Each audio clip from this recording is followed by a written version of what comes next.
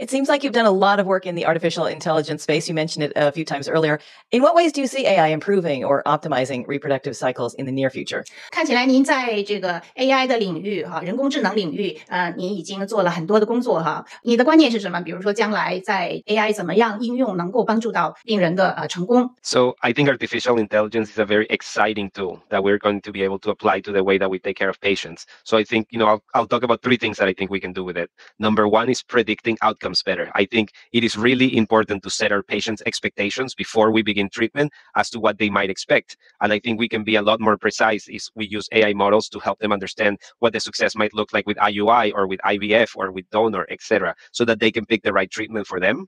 During stimulation, I think we can make better decisions. I train for a lot of time to do this, and I like to think that I'm very good at it, but I only train on a limited number of patients. What if I could take the data from every patient that the whole country has taken care of over the last 10 years and use that to make the right decision for each individual patient based on how old they are, how much they weigh, how many follicles they have, what they have tried before? I think we could get a lot better because the human brain doesn't have the capacity to process that much data so quickly. And also, it would remove a lot of the biases that humans have in terms of what happened last week or the patient that comes to mind in this given instance. And then lastly, we use embryologists and the way that they look at embryos to pick the one that we want to select for transfer. I think we can use machine learning and computer vision to, rather than look at an embryo and a couple characteristics, look at 2 million pixels of information to pick the best embryo so that hopefully we're prioritizing the ones that are going to get our patients pregnant faster. We're doing studies across all of these fields and trying to bring the best of it forward. It will take a little bit of time to get that to market because we want to do so thoughtfully and carefully and always making sure we're putting the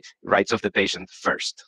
在 AI 的领域，我想有3点可以给大家分享。第一就是关于预测，比如说当病人来的时候，尤其是跟医生进行首次面诊的时候、咨询的时候，这个非常关键那我们就会用大数据用 AI 的技术用这种软件工具来能够给你更加准确的预测，比如说你成功率是多少，用几个周期等等另外第2个方面在于就是促排阶段也会用 AI 的大数据的工具，从全美国、全世界拿到跟你同样情况的一个数据来统计，来能够帮助你做这个促排这个过程中的最大化。另外就是最后一个部分，在实验室部分也会帮助我们的胚胎师用大数据AI 智能工具来挑选出最成功的最好的胚胎来能够移植。这个是一个 AI 在这方面的应用，我在这方面做了很多工作。Okay, so I know RSC has been a pioneer to utilize all kind of high tech.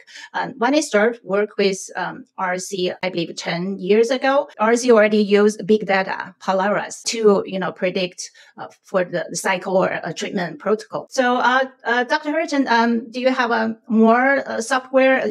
Do you still use Polaris to predict? 我知道 RSC 是最早作为在这个领域用大数据用 AI 来工具来能够帮助医生来判断他的这个成功率方面那我是想问 Dr. Hariton 我知道他们之前RSC 是用Polaris Big Data to predict 这个数据，那我就想问一下这个 Dr. Hariton 你们现在还有用其他更加新的吗？ That's a great question. We don't use Polaris because unfortunately they took that off the market and it's not available. But we're creating our own software to be able to do the same kind of thing and answer the same questions because like you said, patients used to love it, doctors used to love it, and we want to make sure we continue to provide that to patients. We are using big data in many other ways. So for example, our lab director is also a fan of AI and he's a very quantitative guy. So he put together a calculator that helps us think about, if you look at an embryo and you look at the grade of the embryo, the day of biopsy, what is the likelihood of that succeeding? Because it's not always clear whether you should transfer a 6PB from day 6 or a 5AA from day 7.